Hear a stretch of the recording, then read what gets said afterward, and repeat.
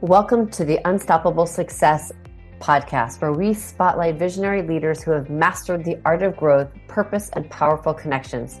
I'm your host, Jaclyn Strominger, connector, high performance coach, and creator of the Leap to Your Success framework and 2 Steps to Yes.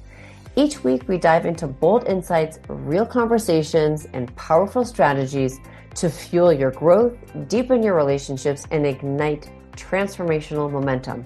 And why? Because you were meant to be unstoppable. Now, let's leap into the podcast.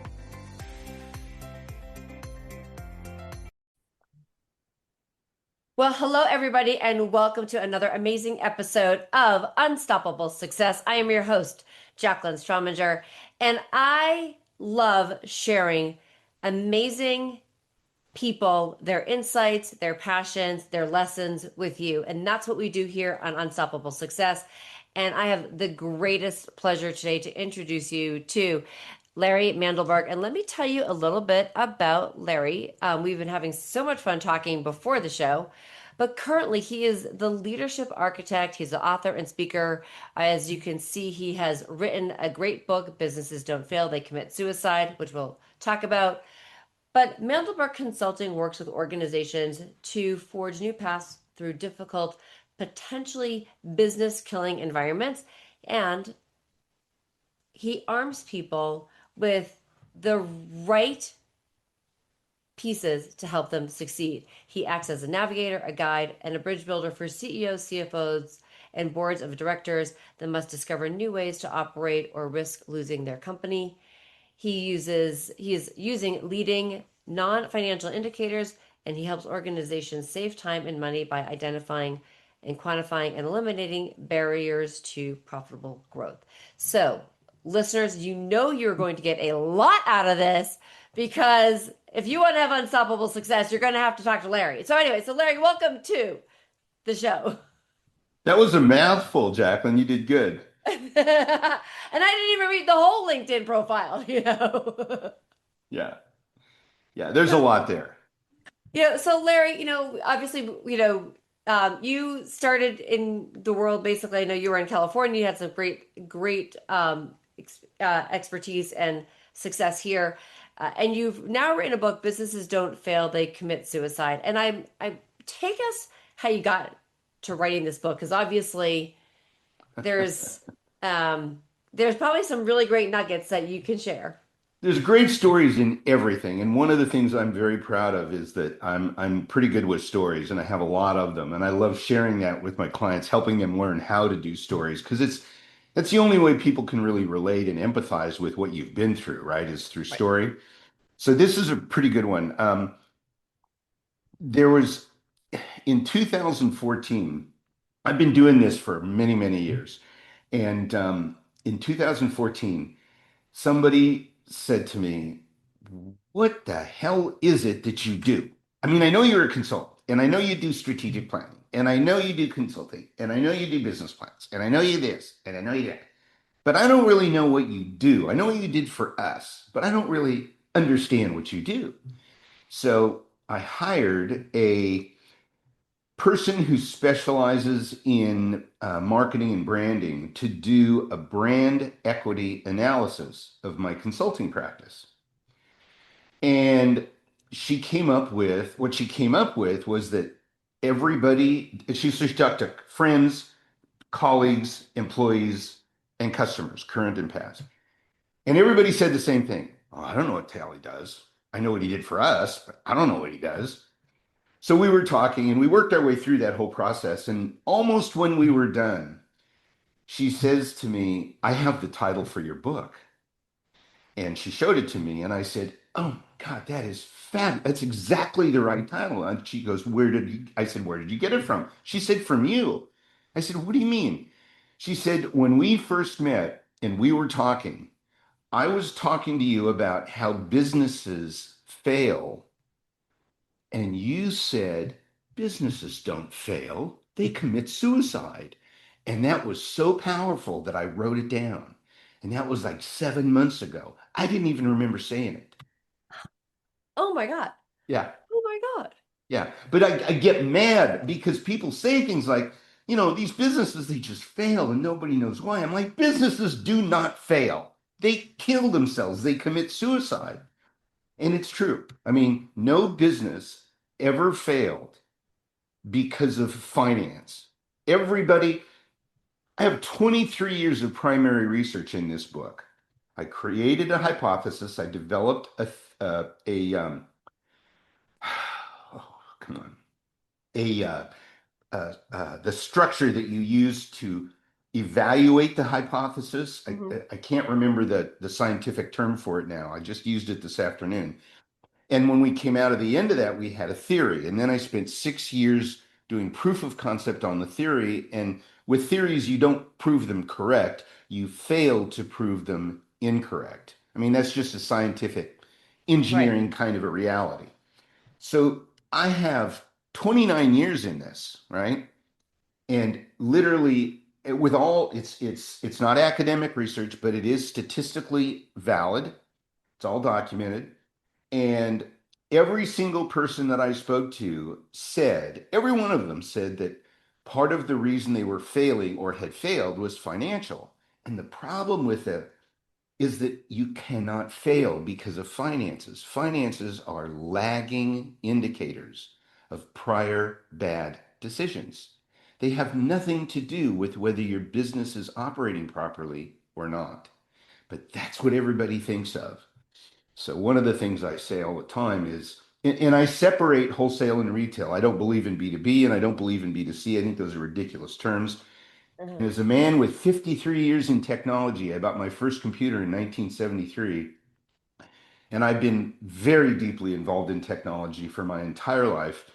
I have the right to say B2B and B2C are BS. It's wholesale and retail. And Yeah. in retail, the customer is always right. In wholesale, the customer is always wrong. Always. They think they know what the problem is, and all they're doing is looking at symptoms masquerading as issues. They play Hmm. whack-a-mole with these symptoms. Fix a symptom. Okay, pops up over here because you haven't fixed the core problem. So anyway, as you can tell, I get very passionate about this. I love what I do. And the thing that makes me happier than anything is sharing this information with people. And that's why I do these podcasts, because I'm not looking to make money. I'm looking to to create awareness. That's all I care about. I want people to understand that there's a very clear, objective, measurable, treatable reason businesses fail.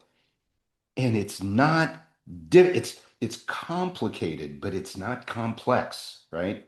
There's a Right. difference, right? Complexity is when you don't understand the outcomes of each of your moves. Complicated is mousetrap, right? Yeah. Mousetrap's complicated. If you put everything together and you drop the ball, it's going to come out where you want it. But there's a lot of moving parts and pieces, but it's all predictable.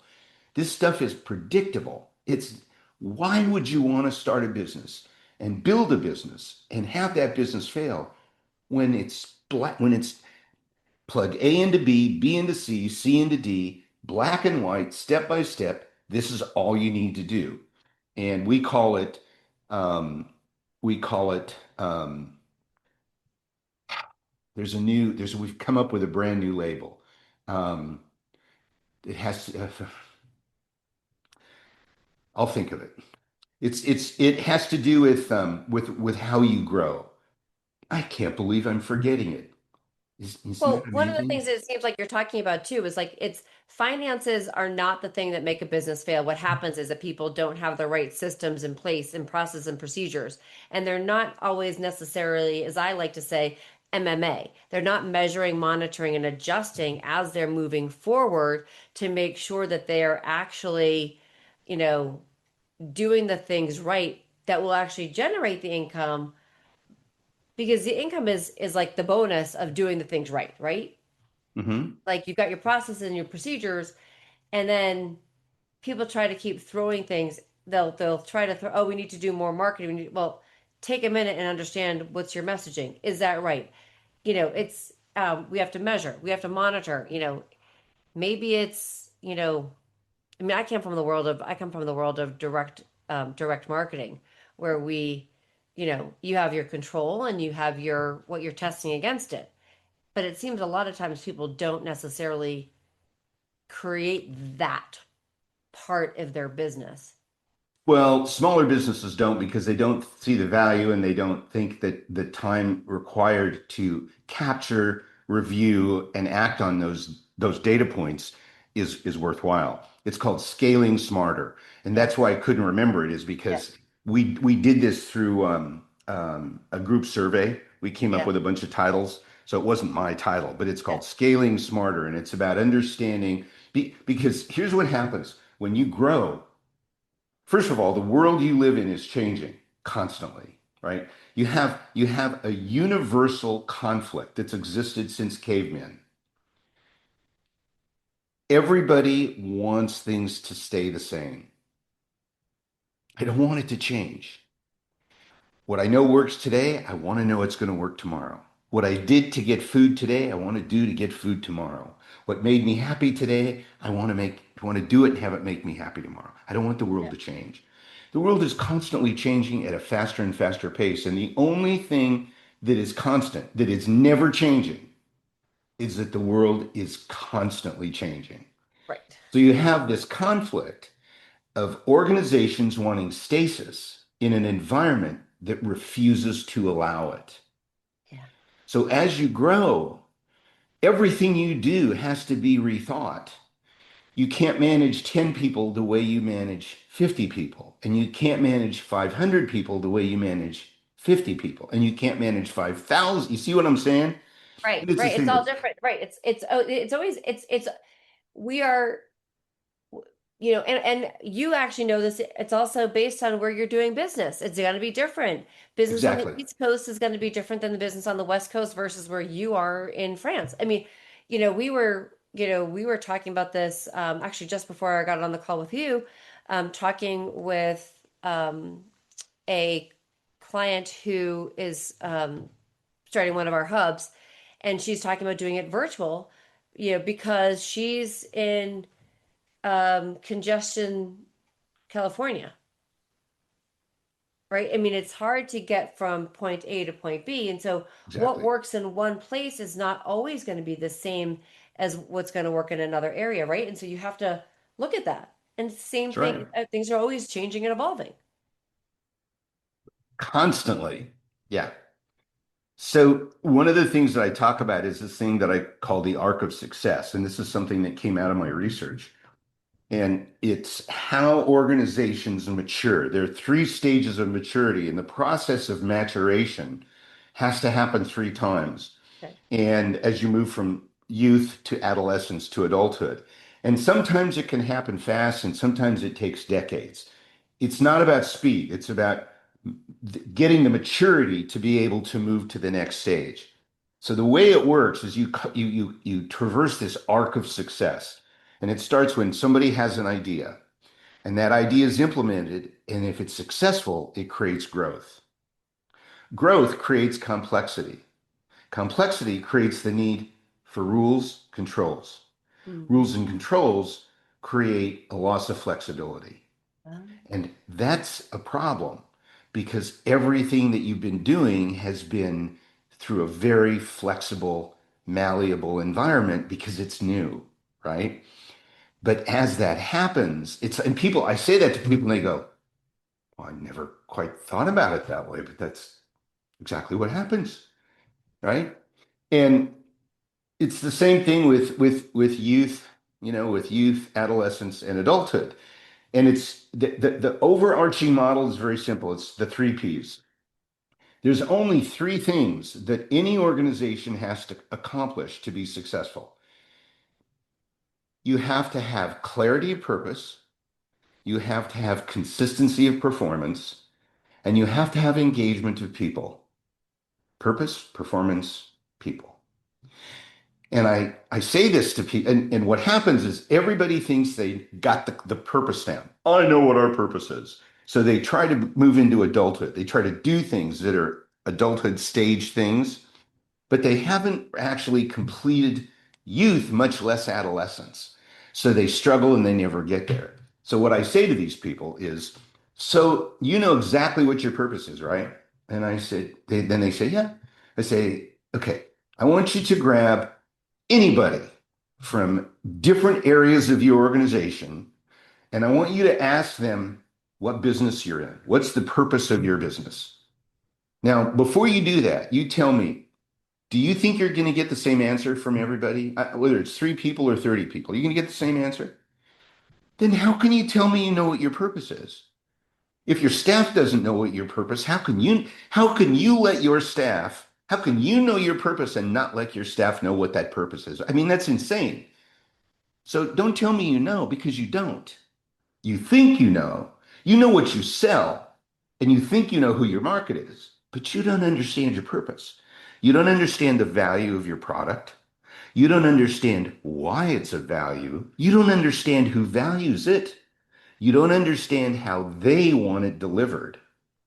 And you don't understand the culture that is required to create that environment so that you can actually do those things. And in the long run, what's that going to get you? You don't understand those things. And if you don't have them documented, and if everybody in your organization can't answer that question, you don't have clarity of purpose. And if you don't have consistency of performance, you can't make commitments and have people expect you to live up to them because you can't perform consistently. And people go, I mean, literally, they're just like, because they want to say, of course we perform consistently. And then they start thinking, it's like, oh yeah, well, we screwed up that order. And oh yeah, that client, we had a problem. We had a communication problem with that one. And yeah, maybe we don't perform consistently. I mean, Right. this stuff is so basic, but people don't understand it. And it's literally a paint by numbers coloring book for leadership teams in a very specific state of maturation. It's not designed for startups. It's not designed for publicly traded companies. It's designed for a very much a mid-market organization that has autonomy, that has the ability to make decisions independent of outside investors. Right. Larry, when you're talking, it's when you're sitting there talking about this, like a few things are going through my head. First of all, I'm thinking about when my first few jobs, right? When I first got out of college. And I recently have said this to people. One of the things that I was chasing and I didn't realize I was chasing it until like I was able to look back. I was chasing purpose and leadership. And part of that was that none of the companies that I worked at, I was in magazine publishing. I knew what the magazine I worked on, what it basically was supposed to be doing. But I never heard from any of the higher ups talking about the purpose of the company at all. Now, here's something very interesting. Company number one that I worked at doesn't exist. They sold off the magazines, Of course. right? Right? Company number two doesn't exist. They sold off the magazines. Company number three, the magazines exist, but the company doesn't. And the magazines work in different capacities and they were sold off. So, right? Like, so very pointed, those companies don't exist. And I was just like, oh, right? And I literally have just been talking to people about one of the biggest things that leaders need is clarity. They need to understand who they are as a human, as a purpose, right? Like they need to know who they are before they can actually lead others and lead a company. Like Right. you need to like define that, but then you need to bring that into your company.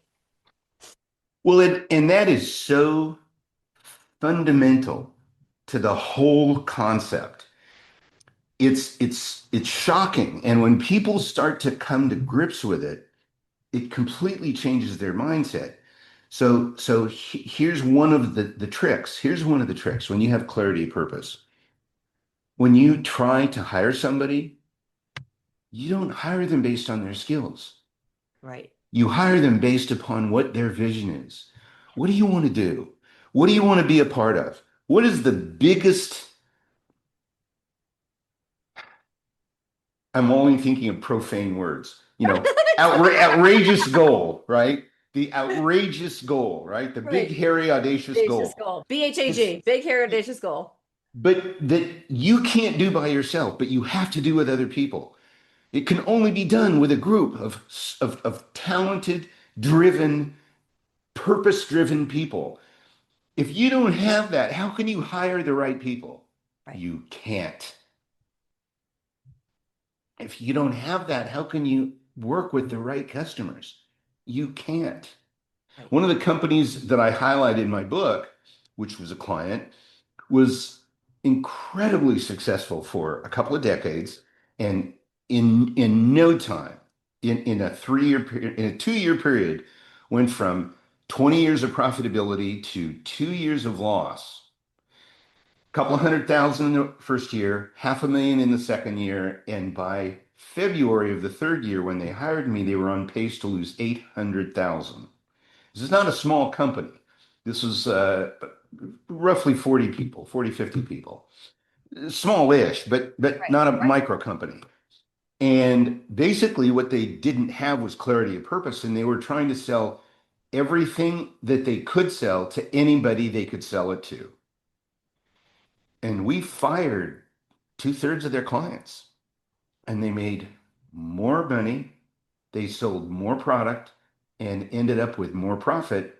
And by the end of that third year, they were even. They didn't make a profit, but they didn't Right. have a But loss. So agreement. Right. we flipped that $800,000 path to neutral, and they just have been going there ever since. That's awesome. I absolutely love Oh, that. yeah, I mean, but it's also, you know, um, I think one of the things that what you just said to pull that out is, and I know it's a not to be cliche and having like sayings, but like, you hear people say the riches are in the niches, right? You cannot sell, you cannot be everything to everybody. You have to be able to drill down. You might reach more people by sharing, but when you're specific, right? Like right. I'm going to talk to X. I want to sell coffee mugs to coffee stores or Hmm. coffee shops, right? I'm not selling them to everybody. I just want them to go to coffee shops. I mean, like, you have to break it down so that you can do that. Yeah. But the niche has to be driven by the customer's sense of need and Yeah. value. Hmm. It's not you're selling coffee cups to the coffee shop. It's why does the coffee shop care about mugs? What's the value of the Right. mug to the coffee shop? And Yeah. how do you enhance Yeah. that value Love that. for them so they want to buy from you, Right. so they want to keep buying from you? And in the long run, what does that do for your business? What's that long-term vision? One of the interesting things that comes up a lot, and you talk about these trite phrases, and they're trite for a reason. It's because they work, Hmm. and they're trite because people repeat them over and over and over and over and over and over again. But they're true. Right. Yeah. So as you can see, I got the arc up behind me, Yeah. trying to get out of the way. I love it. The transition from youth to adolescent is the most difficult, particularly for entrepreneurs. Now, this is a tongue twister, so let me say it slowly first. It's the point in time when you have to shift from more is better to better is more. So youth is getting clear on who you're selling to and why they're buying from you, your purpose and your long-term goal and the culture you want to create. Because that's all tied together, right? Once you get that clear, it's no longer about more. It's about now let's do what we know to do and do it better. So at the beginning, more is better because the more we do, the more we understand and the more we can learn about what people value and why and whether they're valuable to us and whether we're valuable to them. And we can learn who to say no to.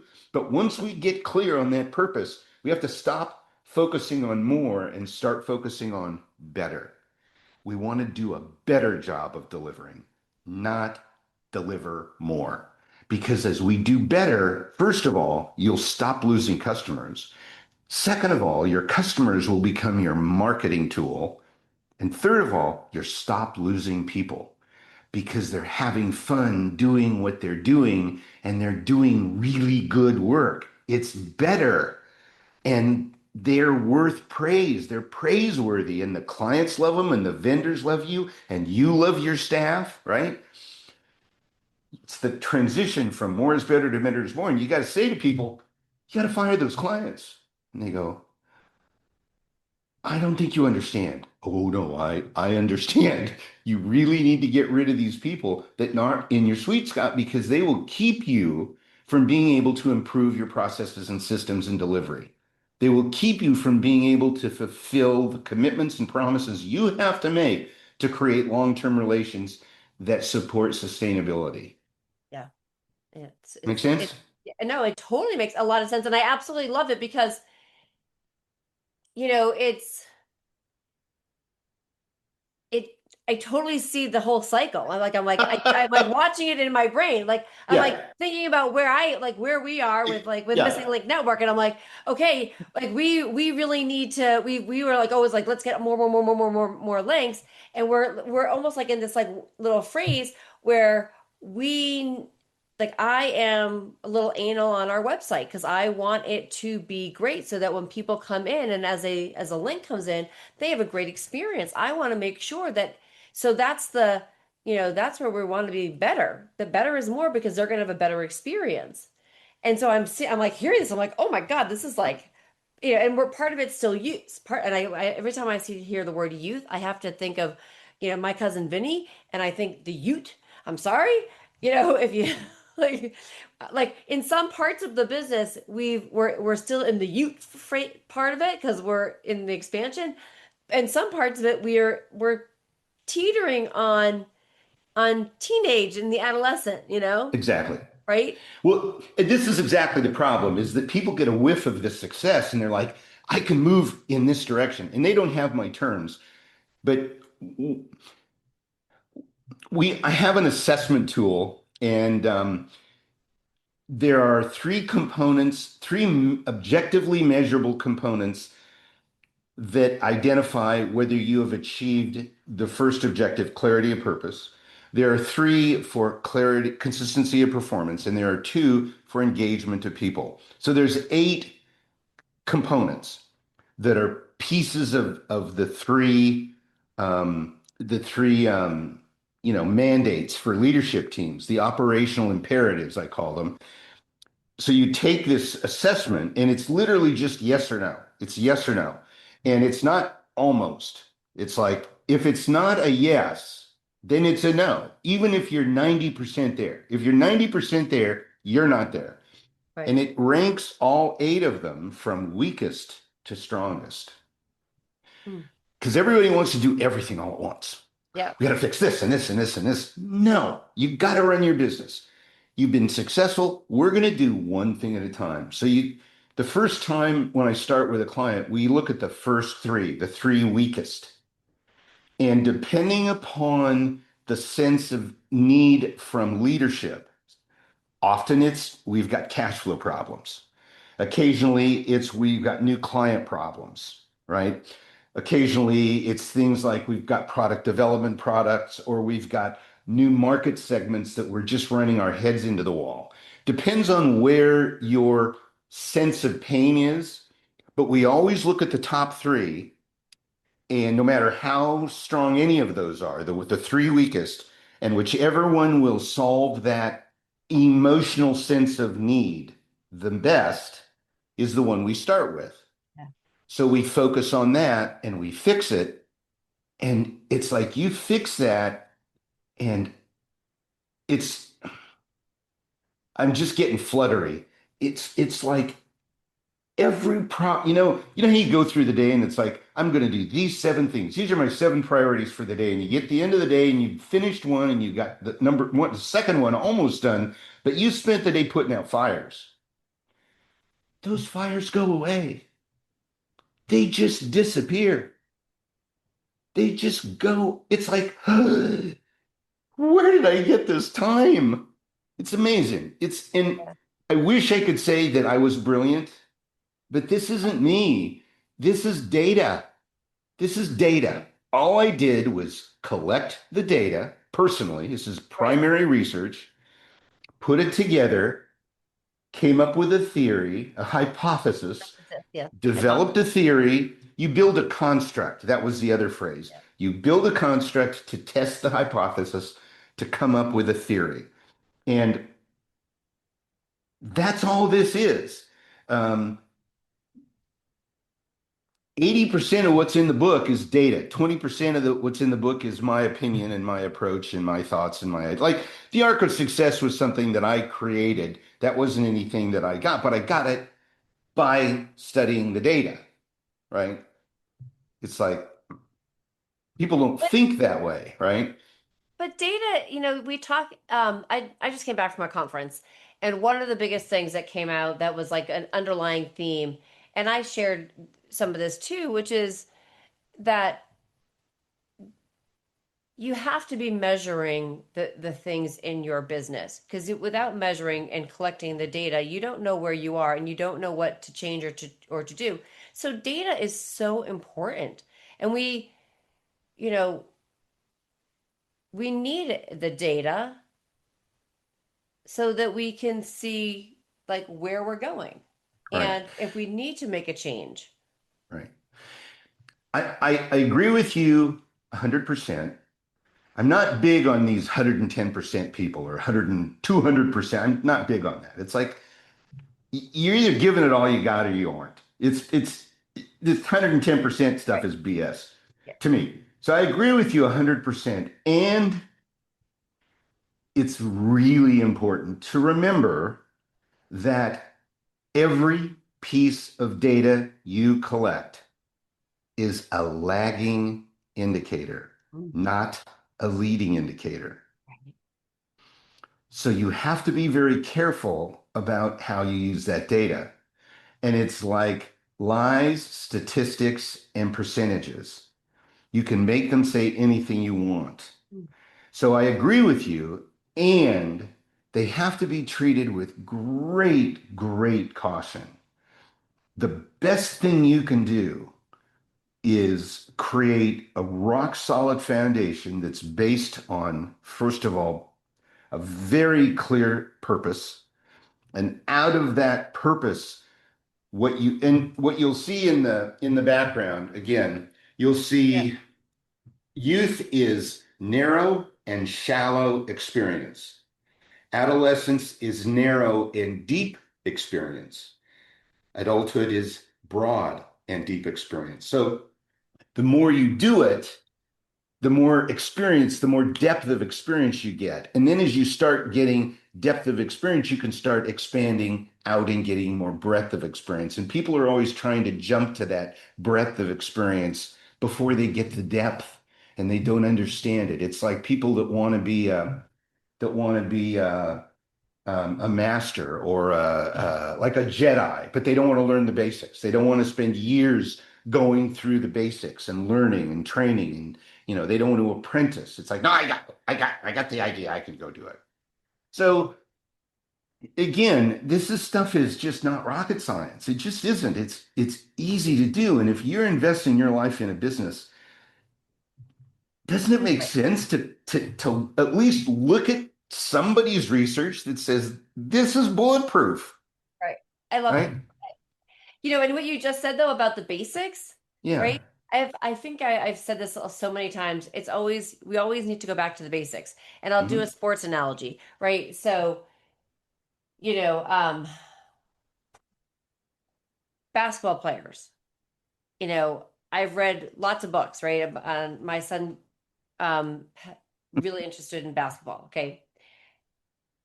But the guy who's getting to the gym earlier, what is he doing? He's before anybody else. The guy who's always working on the key things you need to do. It's the basics. It's the basic footwork. Footwork matters. You're always looking at your basics. You have to go back to the basics. You have to go back to, it's not about the fancy shot. It's about, can you do the freaking basic layup, right? That's right. Practice your layup. Practice your layup. And I mean, I feel like, I'm like I used to feel like I was hitting it over the head. It was like the basics. Business can actually be rather boring. It's about doing the basics, but doing the basics consistently. Well, that's the problem with entrepreneurs is that they get bored. Mm. And there's other reasons. There's other reasons Right. why they make lousy leaders as you progress into adolescence, which we can go into if you want. But I do have a little basketball story I want to share with you. Yeah, no, share. Michael Jordan was once asked, and this was back shortly after he retired. He was once asked, um, what do you think about coaches, business coaches specifically? This was a business environment because he was into a lot of businesses, right? Right. And he said, many people say that I am the greatest basketball player ever. I don't know if it's true, but I can tell you this. I needed a coach. And I don't mean the coach of the team. I mean a personal coach. And if I needed a personal coach and I'm one of the best players in the NBA, everybody needs a coach because you need to be reminded that you need to master the basics. That's your foundation. That's what will always get you home. That is so true. I absolutely love that. I absolutely. So, Larry, how can people get your book? How can get people, take your assessment? Is that a free assessment or is it if they want to dive into more about business and not committing suicide? I want to give you the subtitle before I answer your question because the title of the book is always meant to grab your attention. The subtitle of the book, any business book, is always meant to tell you what the book's about. Yeah, So the subtitle of the book is How to Survive Success and Thrive in Good Times and Bad. I love it. That's really great. So the easiest thing in the world to do is to use the internet and search for something you can remember. Mandelberg is easy, suicide is easy, but suicide gets you a lot of other stuff. You kind of have to remember businesses don't fail. But if you just do a search in Google of businesses don't fail, you're going to find tons of references. And it's on Amazon and it's on Google Play and it's on Apple Store and it's in all the electronic Yeah. places.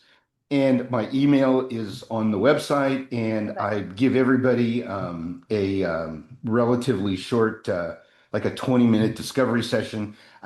I'm driven to give this information away as much as I can.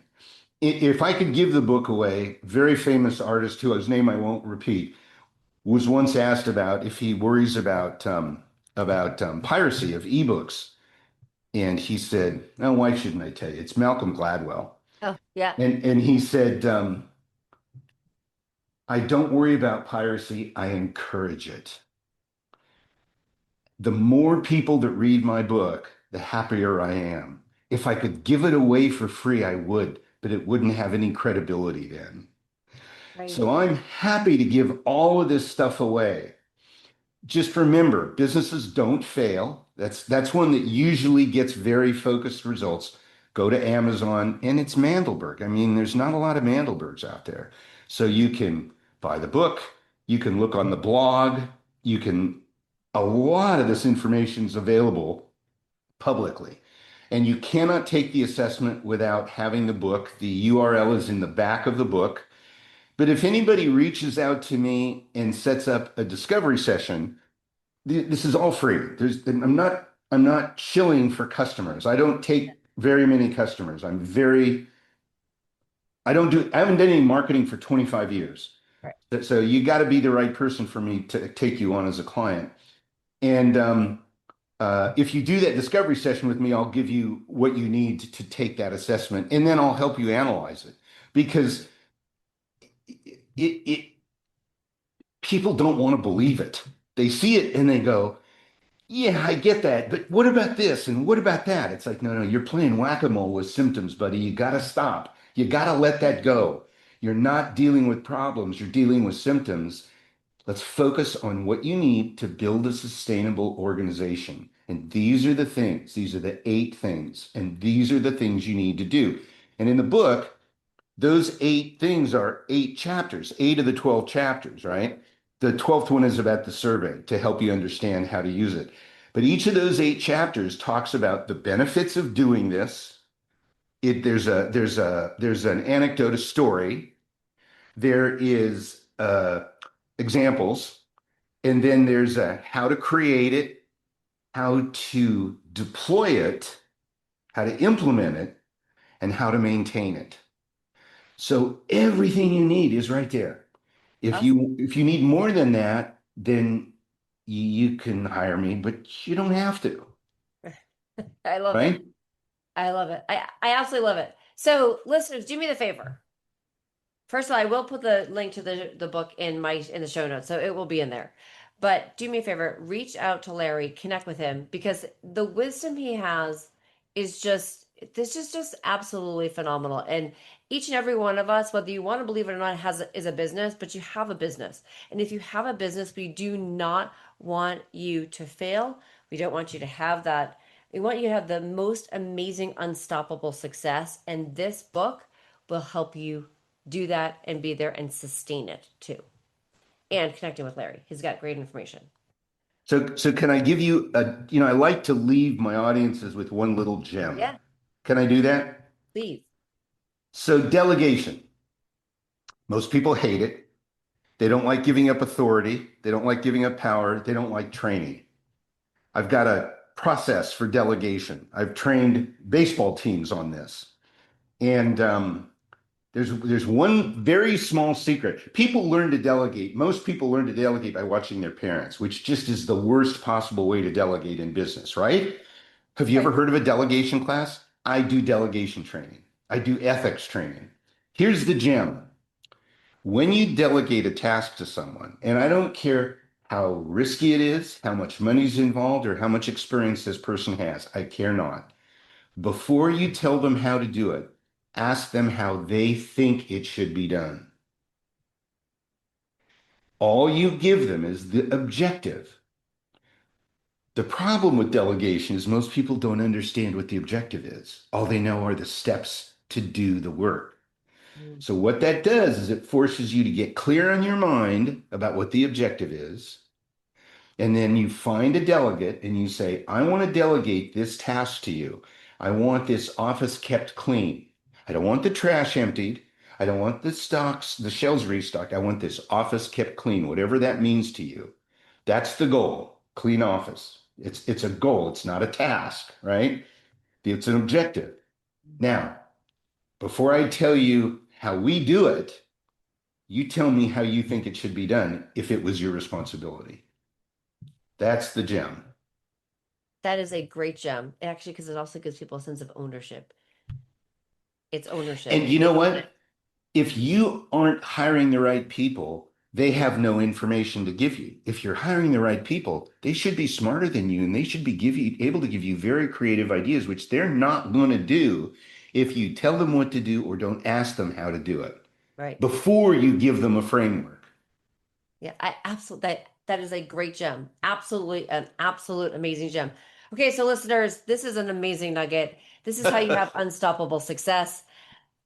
So please do me a favor, reach out, connect with Larry, and then please do me the biggest favor of all and share this episode with your friends, your family, your colleagues, your business associates, people that you know in business.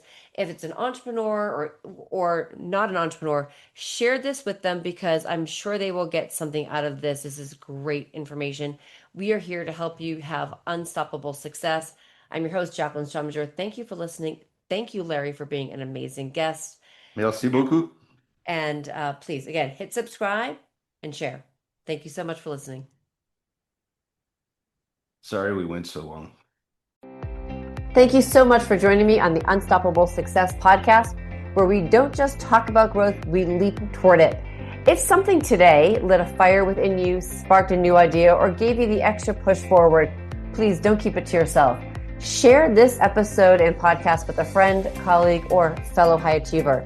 Be sure to subscribe, rate, and review, and most importantly, connect with me, Jaclyn Strominger, at leaptoyoursuccess.com for coaching, community, and your next bold move. Keep leading with intention, keep building your network with purpose, and most of all, keep leaping because you were meant to be unstoppable.